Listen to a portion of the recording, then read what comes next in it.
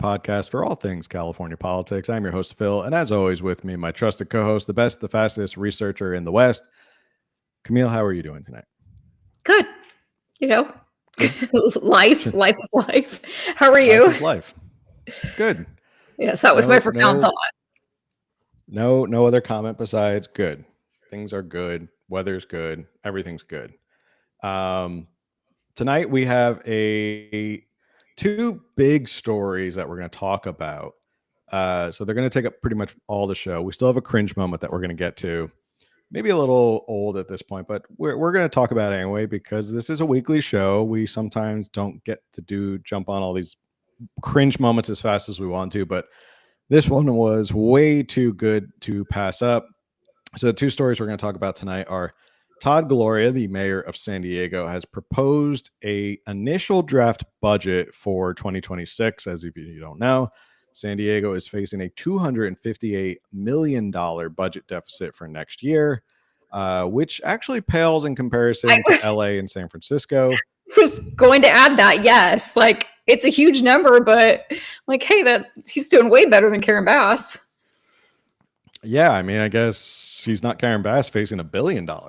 So good on Todd Gloria. We're going to talk a little bit about that. And then more news, speaking of LA, has come out in regard to whistleblowers who have blown the lid on some, I guess, I don't know if it's corruption. You could say it's incompetence, negligence, probably all the stuff that we thought was happening behind the scenes. So we're going to talk about that as well. But as we like to do, we like to start off every show on like a nice light moment. We're going to do a cringe moment of the week. And this one involves the progressive prince himself, old Bernie Sanders, talking about air travel. So we're going to talk about that. But first, let's do our stinger.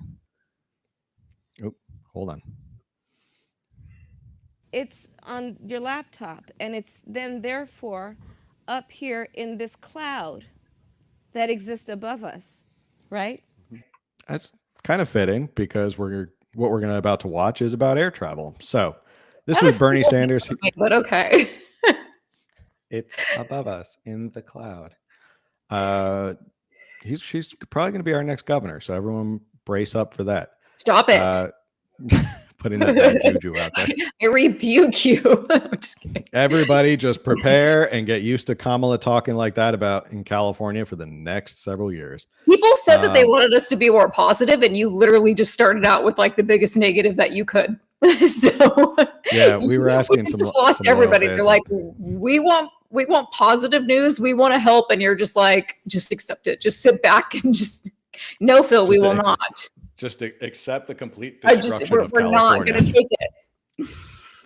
Yeah, it's part of our broadcast channel on Instagram. If you're not a part of it, go join it because we have some good conversations there and get to chat with fans and stuff like that. All right, so this is about good old Bernie Sanders talking about air travel. He was on Fox News with Brett Baer, and he asked him a simple question about why he chooses private jets over commercial if he's such a person of the people, I guess you could say. 5 rallies in a week. The only way you can get around to talk to 30,000 people. Think I'm going to be sitting on a waiting line at United, waiting, 30,000 people are waiting. That's the only way you can get around. No apologies for that. That's what campaign travel is about. We've done it in the past. We're going to do it in the future. Basically, that was him saying, I'm not sorry I take private jets. Well, you're mad at me because I take private jets? Like, this is what I'm supposed to do as I'm doing campaign stops all around the world. And because he got caught, him and AOC got caught flying these private jets all over the country, which, one, it's not good for the environment if you're flying a private jet as opposed to commercial airlines. You're creating more CO2, so point against you there. And it also doesn't look very man of the people when you're flying around in private jets. So he got called out for that. And Brett Baer asked him the pointed question, why do you fly a private jet? Bernie Sanders goes, I'm not going to wait in line at United at a terminal next to an Annie Ann's or something like that with kids crying and all this stuff. I have places to go. And that's, how long did you practice that little monologue? I didn't practice it. That was just right off the cuff. That's the beauty of live podcasts. That's great. That's really good. Thank you. Any thoughts on old Bernie? Socialism for thee, but not for me. Well, Well, as you said, it wasn't very man of the people. It felt kind of condescending. Like I felt like I don't fly often, but I fly United. I wait in line with 30,000 people to go places, and suddenly I felt like belittled, like that wasn't good enough. And he's implying I'm better than you, and it's you little people who aren't important and aren't doing important things.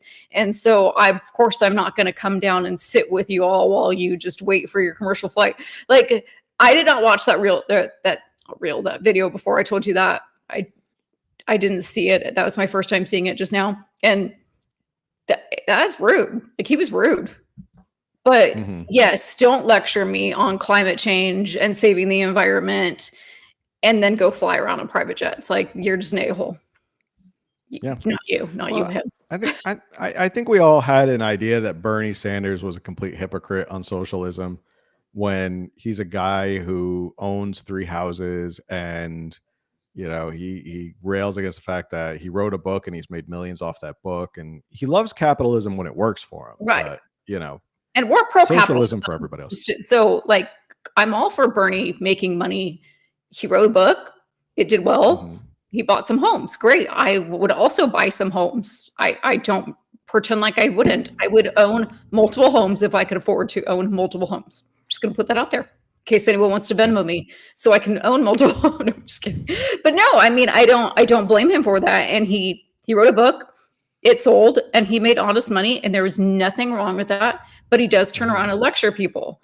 And so he's very defensive about it. So cringe because it's cringe because the fact that he was so angry about it and so defensive over it. Right. So but anyway, Bernie Sanders being upset about the fact that he was asked why he takes a private jet. All right, let's hop into our first topic because these are going to be some big stories we got to get through tonight. They're 2 big stories. Let's start off in my home city of San Diego. Todd Gloria, Mr. I don't know, I'm trying to think of a good nickname for him. Mr. Never shows up when it matters. Now actually does have to show up when it matters. If you don't know about Todd Gloria, he's been flying under the radar, and I think he wants to fly under the radar because he has aspirations, obviously, for higher office. What California Democrat doesn't have aspirations for? No California Democrat is going to stop at the mayor of a big city and go, that's it. I'm done. I've completed my job. No, they think if I run for governor, then I can maybe get the Senate. Like they're always, Gavin Newsom is not unique in that sense, where they're all trying to reach for the next brass. Yeah, we know some Republicans like that too. Just to be fair, it's not, you know, there are Republicans like that who are on the way up, or they're always looking for the next. Some of them are also in San Diego. Some of them also in San Diego. Funny, maybe it's something in the water. So he's never really, once he got elected, this is his 2nd term now. It's kind of been said that he doesn't really take a lot of positions. He's not very controversial. He's under the radar. I've talked to people in the know who are like, no, Todd Gloria never takes a position because he doesn't want it to come back and bite him later on down the road. But when the city is facing $258 million budget deficit, you as the mayor are required by the city charter to actually propose a budget. And that requires for Todd Gloria to get his pencil and calculator out and actually figure out, well, I don't know if he's actually figuring it out. His team's figuring it out. Like, how are they going to close the budget? So obviously his first draft. So he released a initial draft, which we're going to discuss tonight. Tomorrow, probably when this goes up on audio, there's going to be a new revised budget, which we'll probably have more stuff to discuss. But basically, let's just say his first budget did not go over so well with the people because he had to make a lot of cuts to make up for $258 million. So let's watch this video from NBC7 talking about the people being upset about his budget cuts. For more than 2.5 hours, taxpayers gave San Diego City Council members a piece of their mind over the city's proposed budget cuts. There will be many. The city of San Diego is facing a deficit of $258 million, and a lot of people are not happy about potential cuts. Tonight they got one of their first opportunities to let the Budget Review Committee know what is important to them. NBC7's Omari Fleming has tonight's update. Roughly 120 people signed up for public comment voicing their concerns about the city of San Diego's proposed budget cuts. Some of the major issues that they're concerned about: trimming funding to the arts, reducing library hours, and merging a police station. You can't keep telling this police. With signs in hand, some with kids in tow, parents let council members know they're not happy about the mayor's proposed plan to merge Northwestern Police Station in Carmel Valley with the Northeastern Station in Rancho Penasquitos. I am scared to death of that department being gone. Part of that cause for concern sparked by this SWAT standoff in La Jolla late last month. It triggered La Jolla High and other area schools to shelter in place. The potential police station merger means the Carmel Valley station would move 9 miles away, a decision the city's own draft proposal admits could increase response times. A big worry for people in the area who've been victimized by crime. We had 2 people come onto our property to burglarize our home. This was not the first time this has happened, but they were brazenly taking their time. With 39 schools served by the station, including 3 high schools within 4 miles, it's a risk we cannot afford to take. The merger would help the city of San Diego save an estimated $1.7 million in its effort to make up a more than $250 million budget shortfall. Cuts to recreation centers and reducing library hours to 5 days a week also being proposed. Youth programming is public safety. Having safe places for youth to go after school and on the weekends is public safety. City Council needs to prioritize youth in this budget by fully funding the Office of Child and Youth Success and restoring cuts to libraries. The rec centers help create safety and connections within the community, and this budget cut is working to break it down. It is not fair to give a $36 million raise to fund police officers and cut the youth for the betterment of our future. The police department's budget is expected to increase more than $29 million, most of that, according to the city's top financial officer, for previously negotiated pension payouts and salary raises. A small price to pay, some say, for the safety of their kids and the community. In an emergency, minutes and even seconds matter. Closing this station would drastically increase response times and put our most vulnerable, our students, at risk. Our community pays significant taxes with the expectation that we are funding public safety. Council members will continue their budget review this entire week. Public comment will be available, but it will be topic specific. At City Hall, Omari Fleming, NBC7. And the mayor is scheduled to release his revised budget on May the 14th. All right. So just as we were watching that, I went to percentage calculator to figure that out. 1.7 million of $258 million is 0.65%. So, I mean, you got to start somewhere, right? I guess you have to start somewhere. It all adds up at the end, but it does seem like a lot of these measures are tiny in a sense.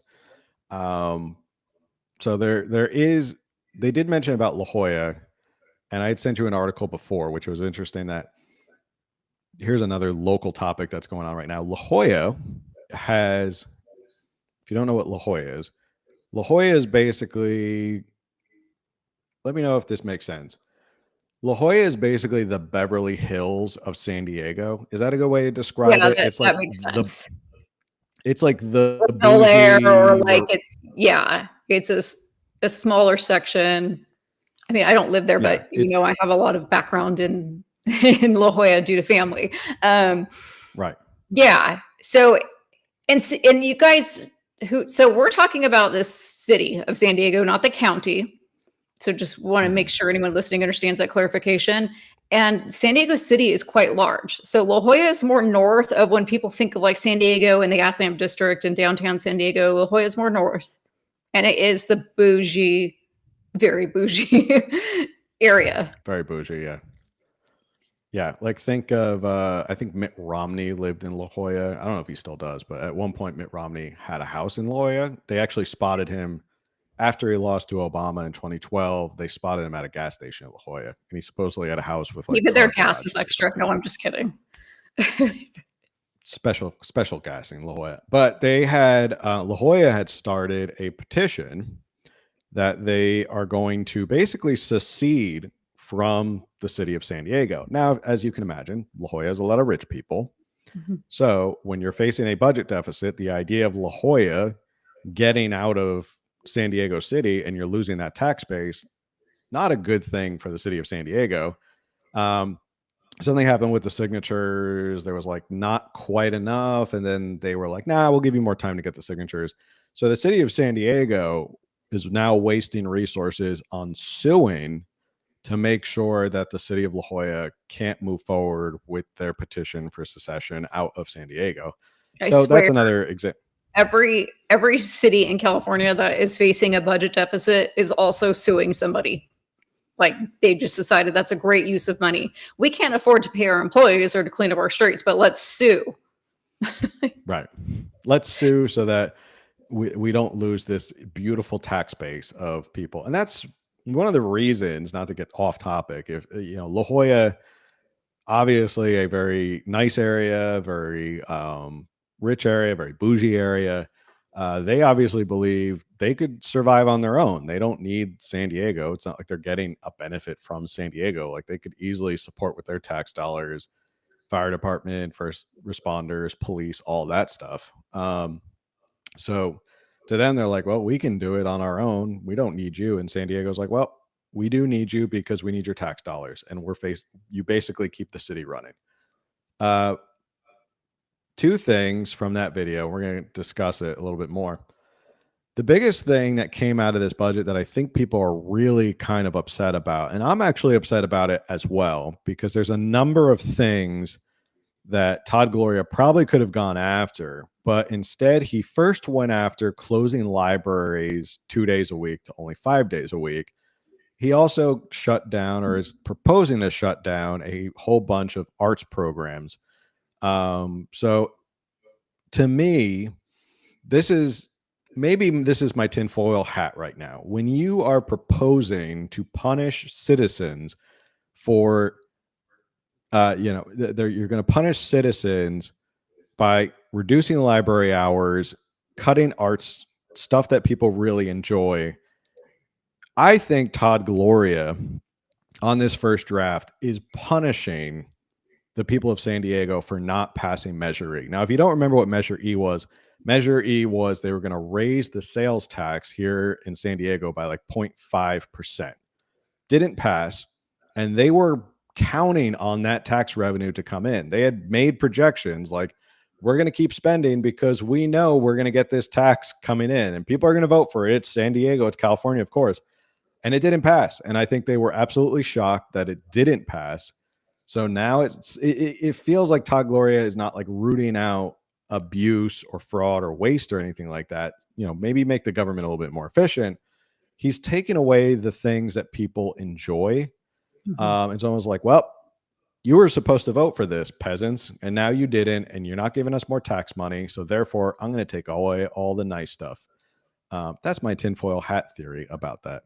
What do you think? Well, no, actually, when you sent me that article and I was reading through it, that was actually my initial response to that, is that these are the programs that we put taxes into, so we're supposed to get something back from this. And I know it, like in my own city, certainly I have taken advantage of a lot of those programs and parks. They're talking about not closing parks, but they want to close some bathrooms at parks and beaches, and even I think some of the janitorial type stuff they're cutting back on. And it's like, no, those are what we want with our taxes. We want to enjoy nice parks. We want to enjoy the programs that the community puts on, and the arts and the libraries, which of course, I think you and I were both readers. We're in agreement that public libraries are great. Like, yes, we support that. We want that. We not only do we enjoy them, but I know like my daughter walks to the library like 3 days a week, and she'd probably walk to the library every day if she could. She loves going to the library. And I believe libraries generally are not open on Sundays, but I had sent you that tweet that I went and found where a big deal of his back in 2021 after COVID was putting funding back into reopening the libraries and expanding the hours. And now all of a sudden that's not a priority and he wants to take it away. And it's like, I'm like, what are you doing here, Todd Gloria? And then I want to go back to the police station thing because again, San Diego is a very large city. And I think even like mileage wise with La Jolla at the top north and it's a long ways down to the actual like where you live in the city of San Diego. You know, there's a lot of actual land, if you will, between La Jolla, which is La Jolla the most northern part of the city of San Diego, or is there no, Kearney So those Mesa are- or Mira Mesa. I think that is farther. That's like above Miramar, which is where they filmed Top Gun. Yeah, I think Mira Mesa is still city of San Diego. The city of San Diego is weird. Like if you look at a map, it like branches out and then like curves and then it like reaches out. And has, yeah, like, it's like a branches tree. and- Like it's just like it's very odd. Like in 1 second you're like, oh, I'm in this city, and you're like, not still part of San Diego. So it's kind of odd to like there's Lemon Grove, but that's besides the point. so geographically, yeah, from like point A of the city to point B of the city, the police station merging, that didn't make sense to me. Again, I don't live there, but I know you guys are kind of experiencing some, like there was obviously a lot of the illegal immigration, there's a lot of homelessness, and then some crime has gone up. And so it did seem like merging the police stations was not a wise decision in my opinion, because then like they mentioned there, it's like 9 miles away. And then of course there's traffic. It's California. 9 miles that's a lot for, emergency responders. So that didn't make sense to me. Before we hopped on, I was telling you a story how in front of our house, true story, this just happened yesterday. Speaking of first responders and reaction time and how fast they can respond, there was a scream outside. I look at my wife and go, what was that? And I look outside and there's a bunch of people screaming and fighting. And 2 guys were beating up on another guy, and some girl was screaming. She was all like battered up and bloody, and all these people were calling, and I called 911 so that their thing must have been like blowing up.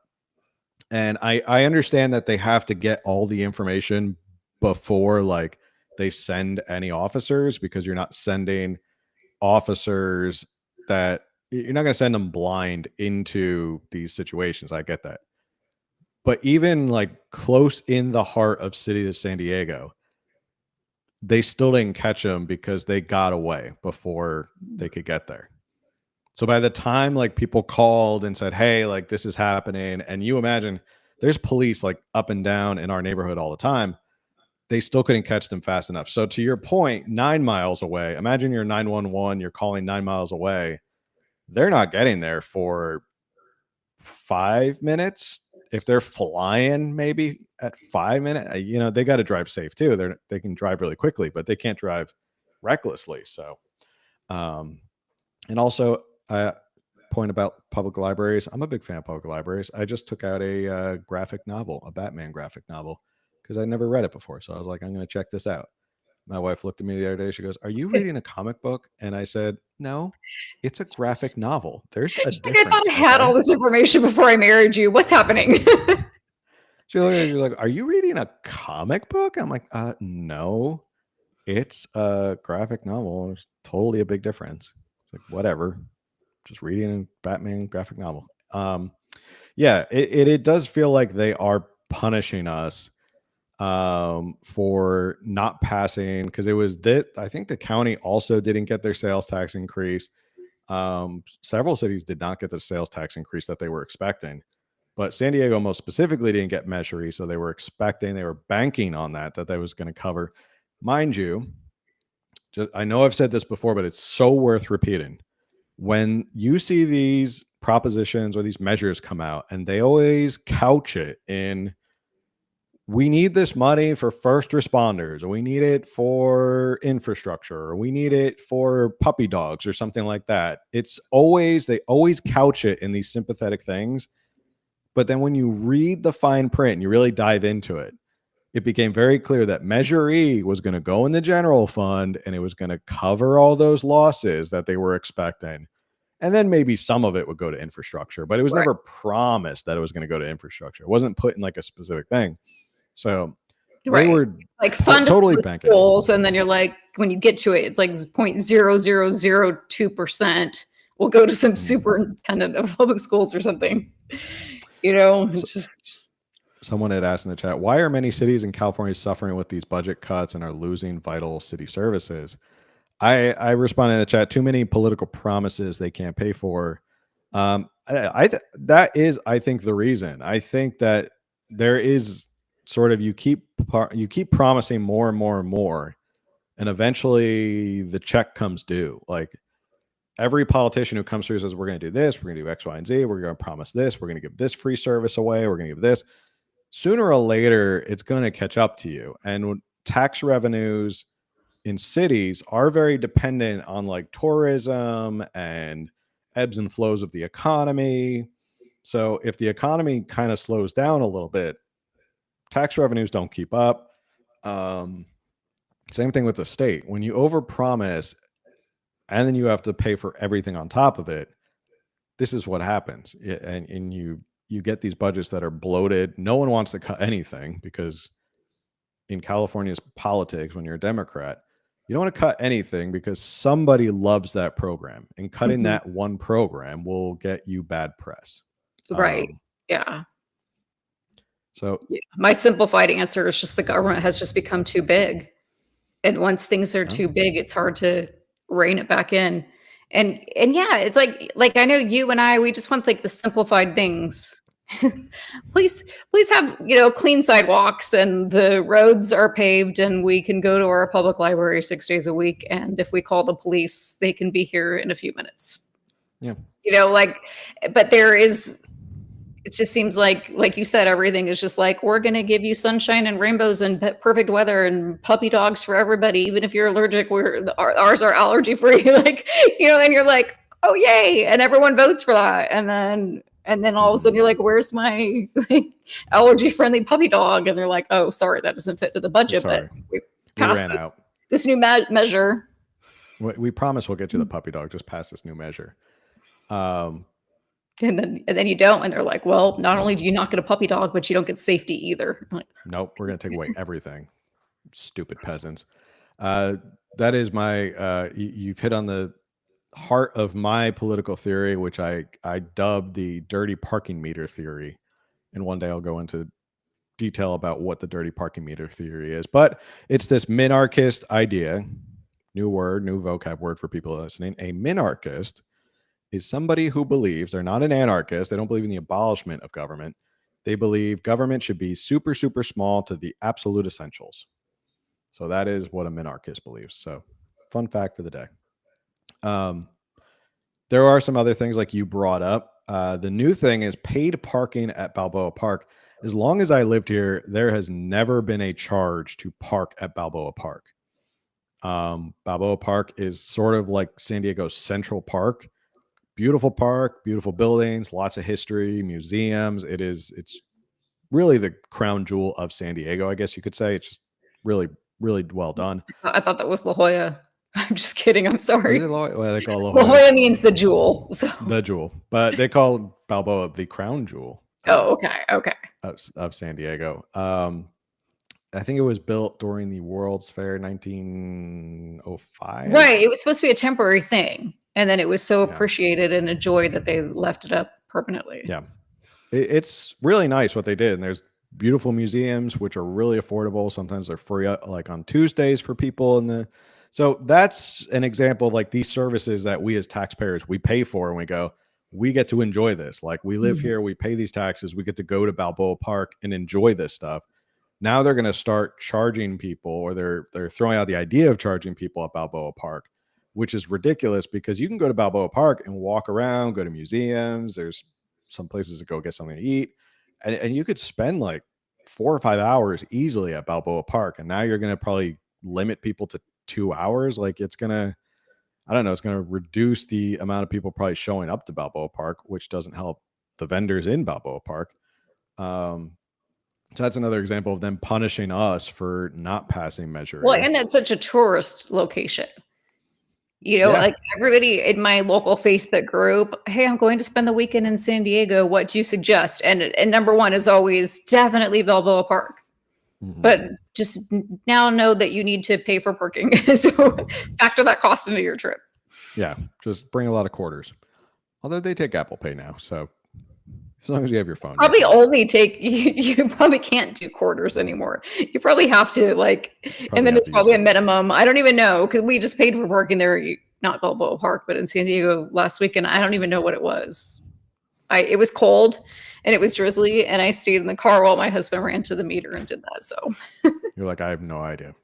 I have no idea what it was. It could have been $100 to park. It could have been $100. Although if it was, he would have complained. So I would have heard about it. Now the other thing that they're planning on to close the budget gap, charge more for trash collection, which is a common theme amongst other California cities. I know LA is also proposing the same thing, as they're going to charge more.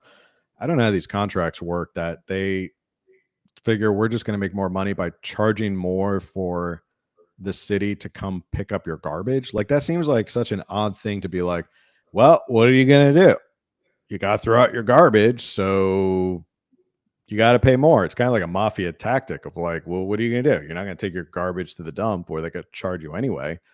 I mean, it's the same trucks, the same routes, doing the same thing, but they're like, now we're going to hike it up by 25% so we can make more money.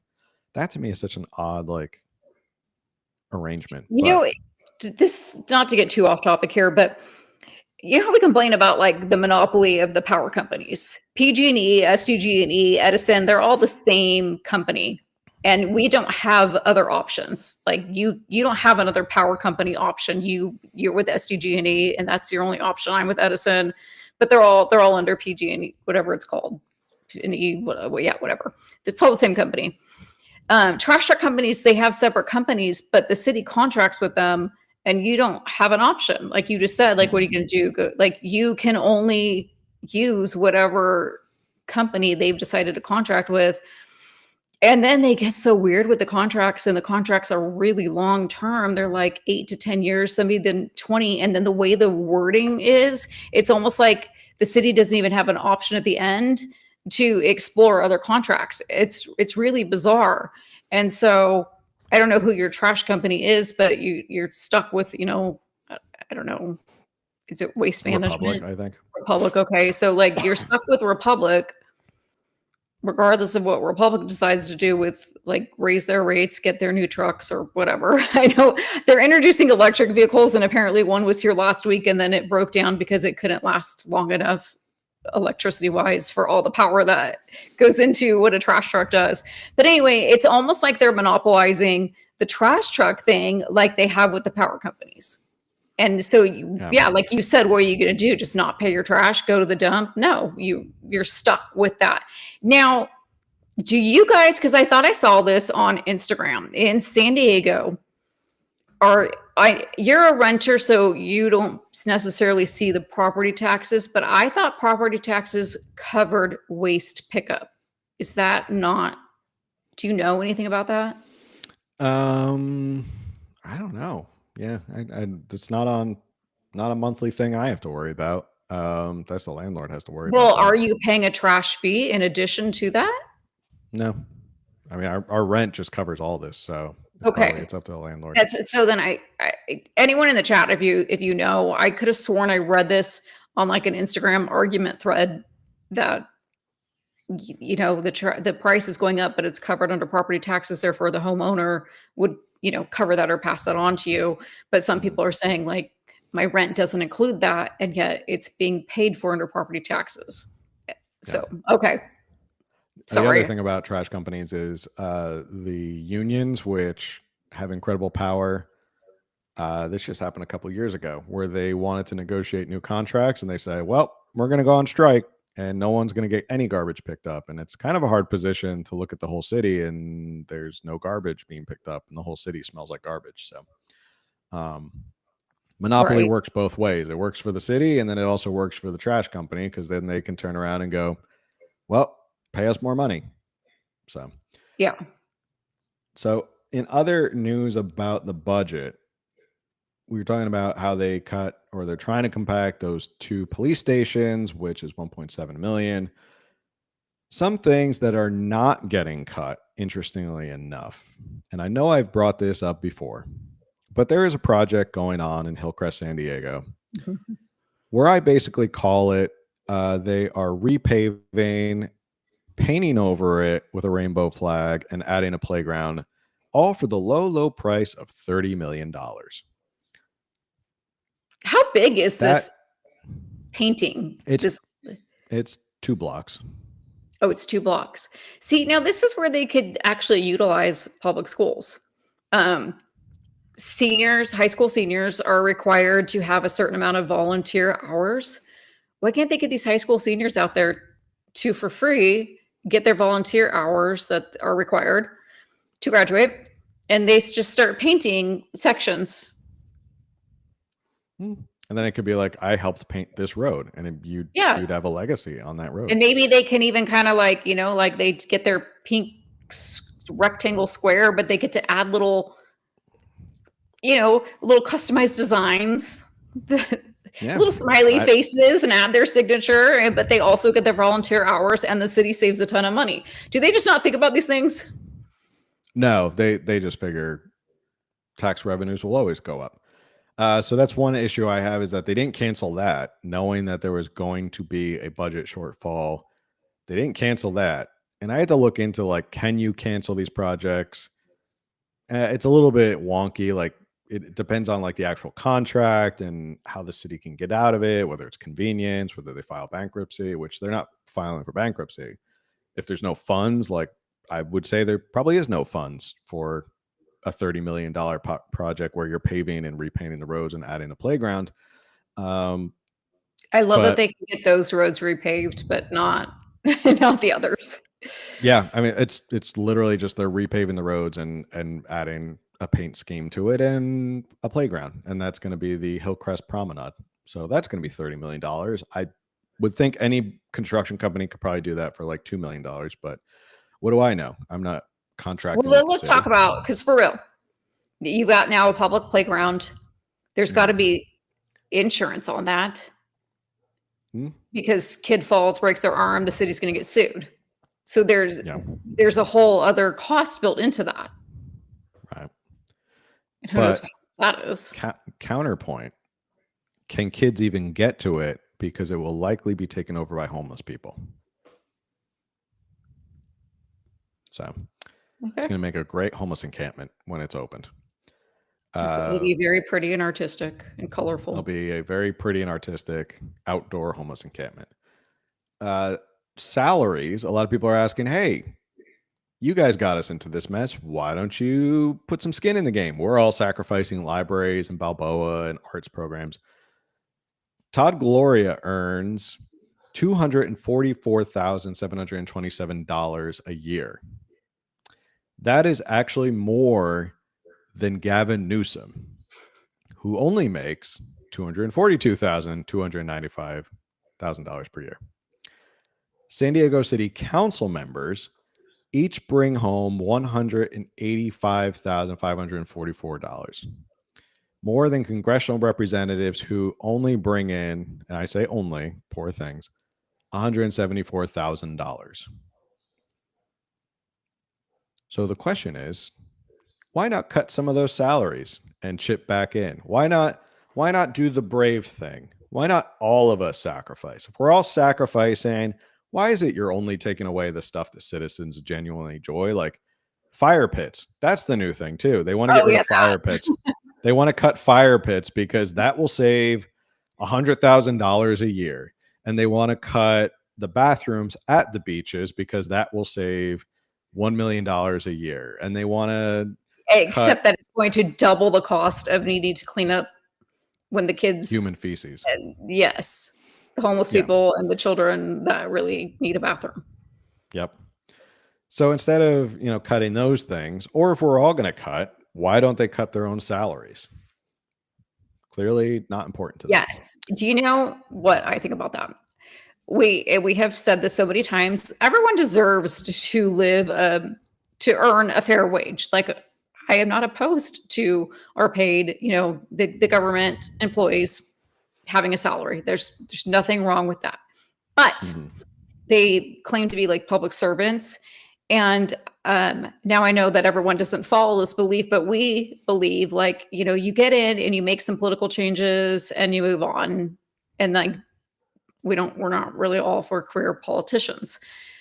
I think that if we started lowering a lot of these salaries, then it would really weed out the people who are just in it for the benefits and where they can take advantage of things. And we would see like true public servants who are like, I'm not here for the salary, for the wages. I'm here because I want to make an actual difference in my city, county, assembly, district, yada, yada, yada.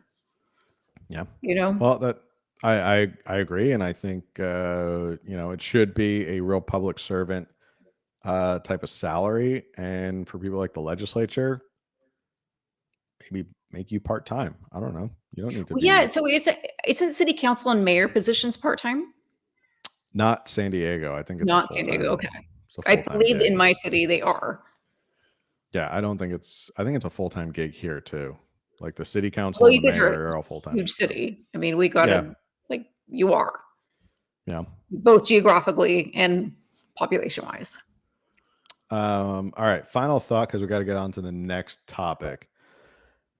I'm going to stand on my soapbox here, and I'm going to say it again. And going to keep saying this until I'm blue in the face. I should have wore my local elections matter shirt. Local elections matter because they directly impact your daily life. And you have to pay attention to what is going on in local politics.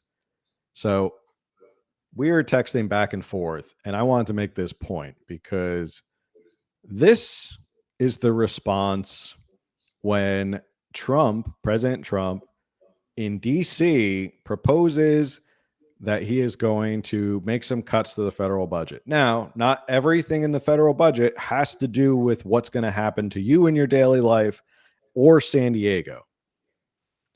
But this picture right here is what shows up when there is a rumor or that there's a proposal that President Trump is going to cut the budget, the federal budget. Now, when Todd Gloria is out there saying, hold on, because this is, some people are listening to this on audio. Please describe what you just showed on screen. Sorry. The picture is of a protest that was back in April. Thousands of people marched through downtown. They marched from Waterfront to the gas lamp bearing signs and flags, basically saying, step down, Trump, hands off my HRT. Oh, hormone replacement therapy. Okay. Why the federal government's funding that, I don't know. So it was a protest to federal budget cuts. Right. Yeah, because they were going in and proposing all these cuts. But to my point, Todd Gloria is slashing and cutting all these services that we've listed: libraries, arts, Balboa, restrooms at the beach, all these different things. They want to charge you to go to Balboa Park now, park at Balboa Park. Nobody's protesting. There's no thousands of protesters. There's nobody out in the streets talking about, Todd Gloria, how dare you take away all this stuff that we pay for. And that's disappointing. That's disappointing to me because that is directly affecting your daily life, and most people don't care and they'll just brush it off. But something happening 3,000 miles away for a federal budget that probably has little to nothing to do with your daily life causes thousands of people to show up in the streets. So I'm just saying, y'all need to get your priorities straight, because what Todd Gloria is doing at City Hall right now, cutting and slashing all these services for San Diegans that we pay for, that we like to enjoy, no protest. No streetwide protest. Nobody's, protesting all the way up to City Hall in downtown. No one getting mad at Todd Gloria. So That's my final thought on this whole budget thing. That's me getting off my soapbox. Local elections matter, folks. Pay attention. Any thoughts? I agree. I know we need Full, to get on to the next subject so we can move on full-hearted agreement. And to speaking more of local local, elections, to more local elections. speaking of local elections, be careful who you vote for because they might bring their friends into the government with them. So, LAist, I want to give them props for doing an amazing job, really covering this story really hard. Like they are not giving up on this story. They were the ones who first like broke this story. We've covered this story. We did a whole episode on this story.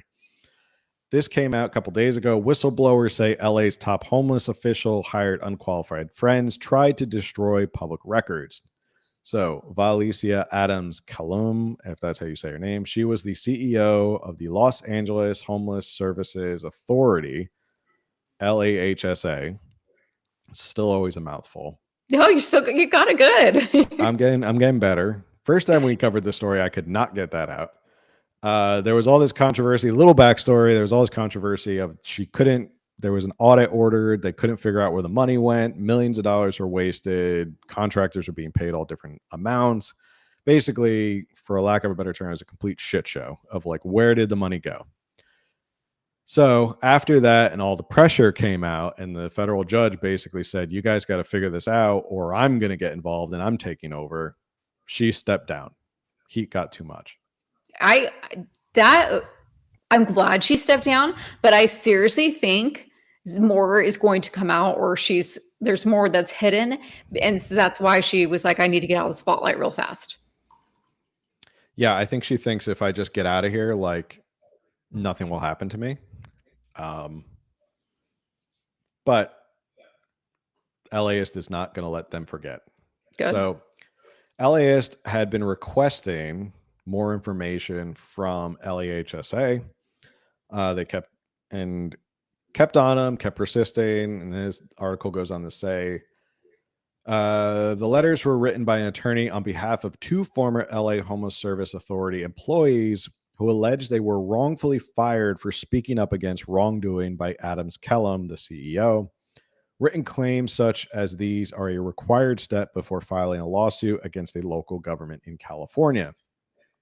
LAHSA arranged for $800,000 to be paid to the whistleblowers, former Chief Financial and Administrative Officer Christina Dixon and former top IT and data official Emily Vaughn Henry, to settle the claims before they became public lawsuits. The settlement amount is equivalent to what it costs to shelter as many as 40 unhoused people for a year, according to a recent audit summary of shelter costs. So basically, they were trying to pay them off to shut them up right away. Reminder, Karen Bass just went to Sacramento begging for a couple $1 billion because of the budget deficit. But $800,000 to pay off people for silence.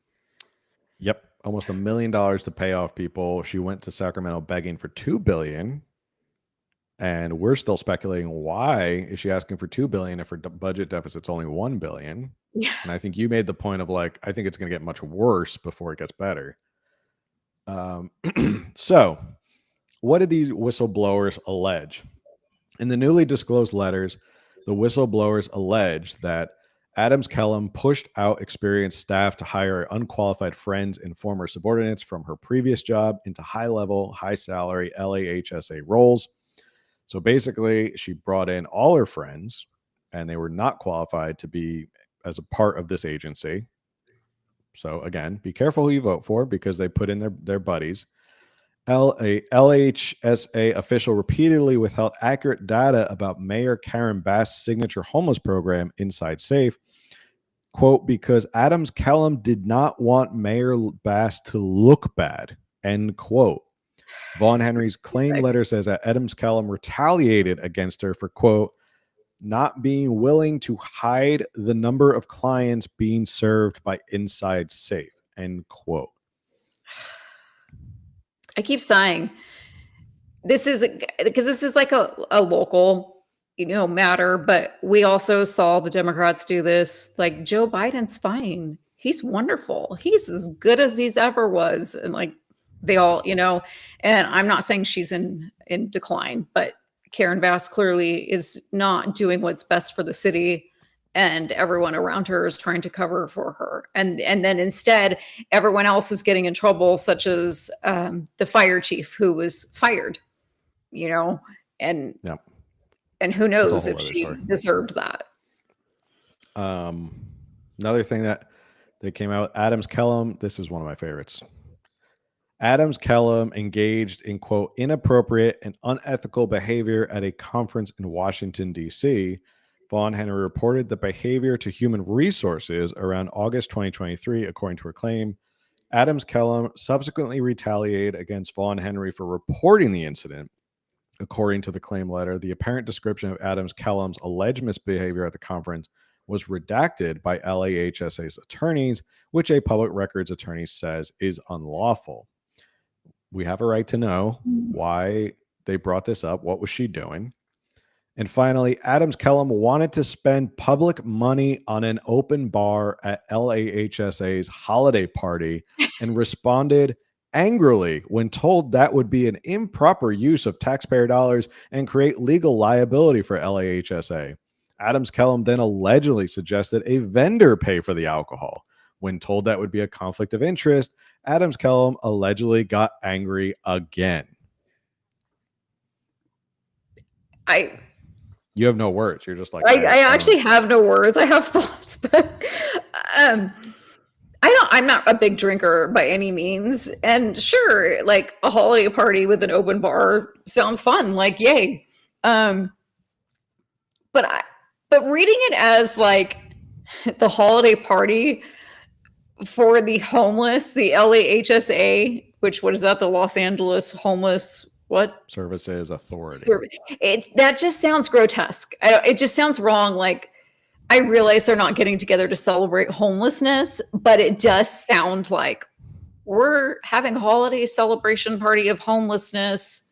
Let's have an open bar. And again, I know that's not how it is, but reading it, when you just like read it like that, that's just what I hear. And I'm like, here's to homeless people. Like, what?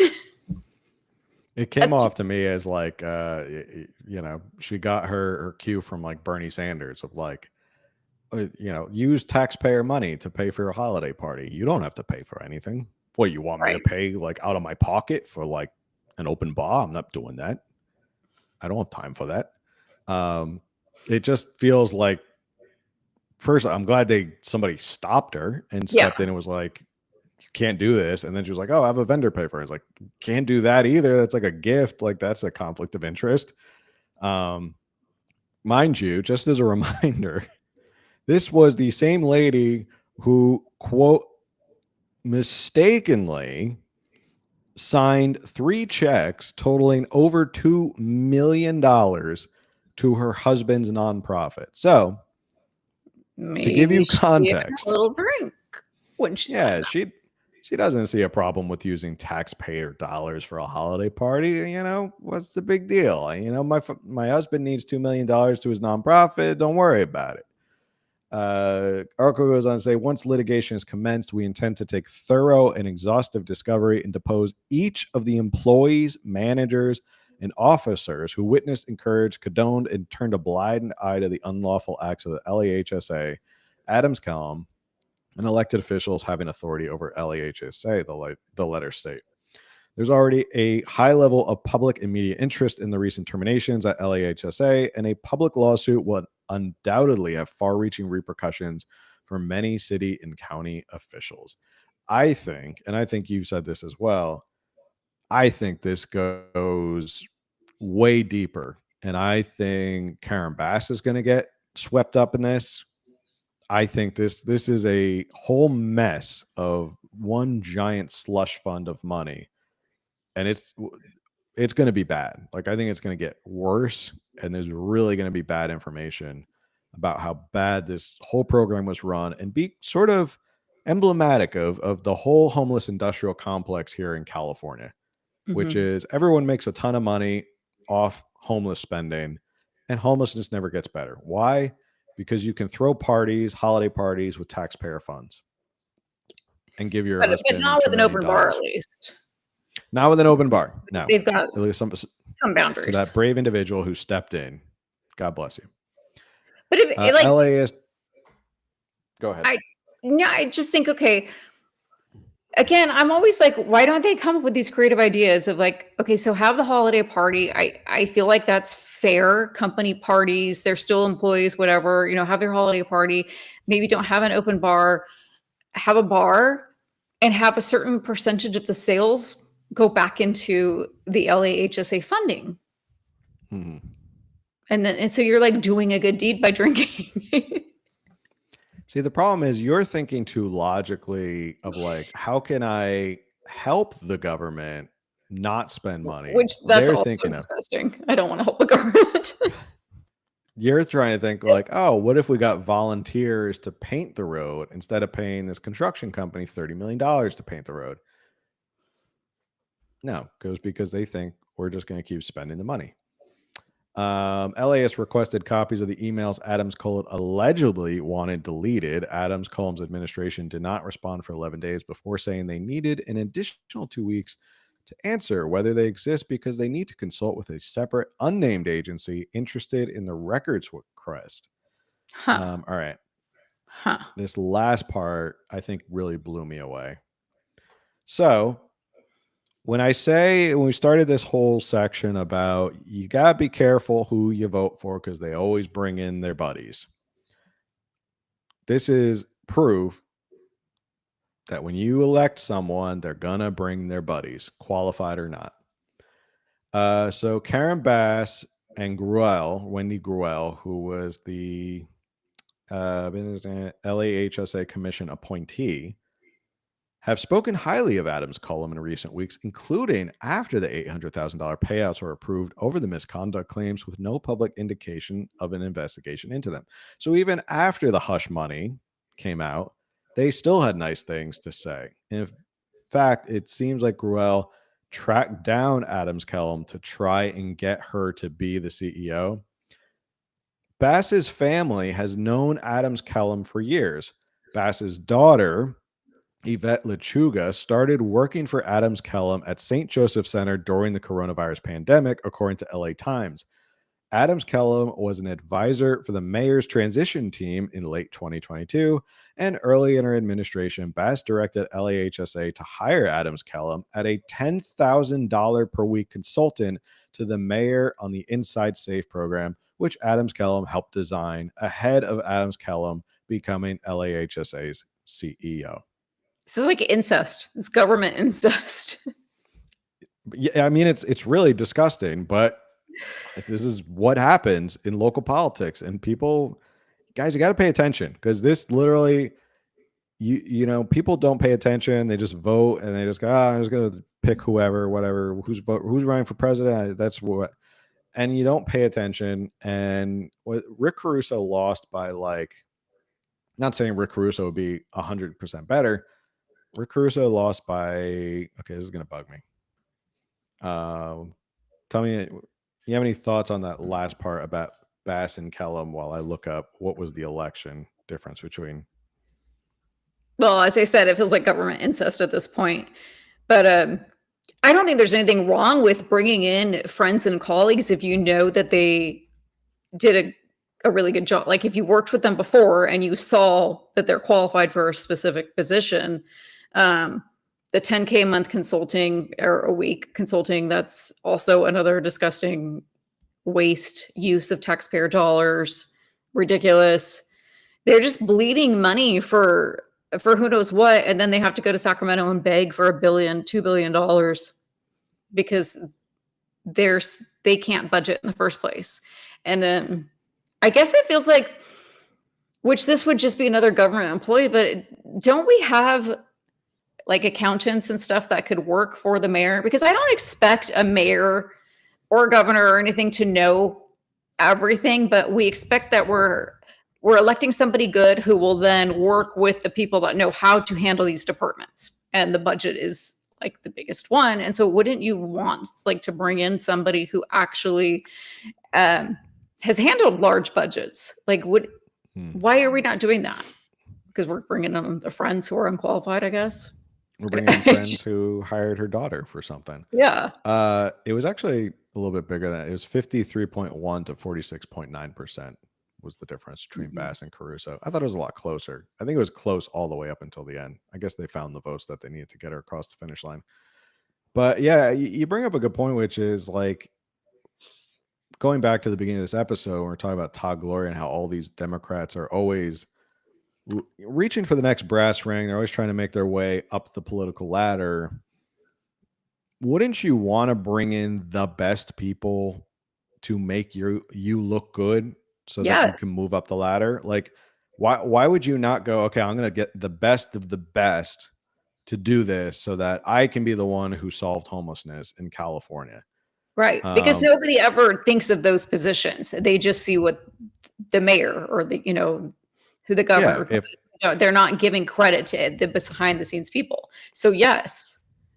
If she had like hired someone who knew what she was doing and they solved homelessness or greatly reduced homelessness, people would be like, wow, look at what Karen Bass did. She cleaned up the streets. LA is much better now. But instead, now you have this huge scandal on your hands because you brought in friends, which is just kind of, I don't know, it's kind of stupid, really. I guess, did they think in today's day and age with like internet and everything that's out there in social media, like this stuff was not going to get out? Like, did they think they could just keep it under wraps? I guess Adams Kellum thought she could get a lot of these emails deleted. Like she was trying to get emails deleted that made Karen Bass look bad. And like, it's just really, I mean, forget the fact that nobody talks about the wildfires anymore. That was only 3 months ago, 3 or 4 months ago. We're talking about wildfires in LA that wiped out 40% of the city and how badly that was handled by Karen Bass. Now you have this big scandal going on. I think there already is a petition to get her recalled started, isn't there? There's an official one. Yeah, I haven't followed up on that, so I don't know where that went, but something was approved with the Secretary of State. Yeah, they're collecting signatures to recall Karen Bass. So I mean, at this point, it's like, I don't know what else evidence people in LA need, like, for her to be recalled. She's done a absolutely disgusting, horrible job in LA and just drove that city into the ground. Not that I was a big fan of LA in general. But that's just my... Sorry, the San Diego LA rival is still alive. I've adopted it. No offense to anybody in LA. I think San Diego's better. Anyway, somebody had brought up in the chat, if you audit the department every year, it would still cost less than what they pilfered. Right. I think it would still be cheaper to hire an agency to come in and audit this department every single year than how much money they've probably wasted. So I think maybe in the long run, all these agencies should be audited by independent companies or agencies to see what's going on and then produce the findings to everybody to figure out. It would still be cheaper than the amount of waste that they go through. Yep. So, any final thoughts on LAHSA corruption and overall negligence? I have a final thought on something else. So if you want to have final thoughts on this. No, that was my final thought. Yeah. Okay. So I just want to throw this out there, which is not on topic, but yet is. Historically, Gavin Newsom has done a state of the state every year. Last year's was delayed until March. And of course, we know he filmed it privately and then put it up. So far, I haven't heard anything this year. And no one's really talking about the fact that there's nothing yet. And I find that interesting because we knew last year he had nothing to brag about regarding the state of California. And so, of course, he waited until June, recorded it privately and released it, and then, went on about something else. But now it's like, things are just way worse. And he's not that he's hiding, but he is. Like, there's no state of the state so far. Because what I think I want to ask Rock to write, if Gavin Newsom did an honest state of the state about California, what would it say? I think I need to write me a script, because that would actually be really funny. What would AI come up with in terms of a Gavin Newsom state of the state speech? Yeah. So I'm sure I'll write one for you. So No, he doesn't seem to like to do state of the state speeches when things are going really poorly. So, not to put this out there as well, I know I've already put it out there in the universe that Kamala Harris wants to run for governor of California, but God forbid Gavin Newsom gets elected to president. Does he know he does have to give a State of the Union every single year? Like that's required? Like, or does he think he can just not give a State of the Union every year and just when things Well, are bad? so far, he has managed to get reelected while not doing a lot of the things that he's supposed to do as a governor. So why would he Yeah. think presidential's any different?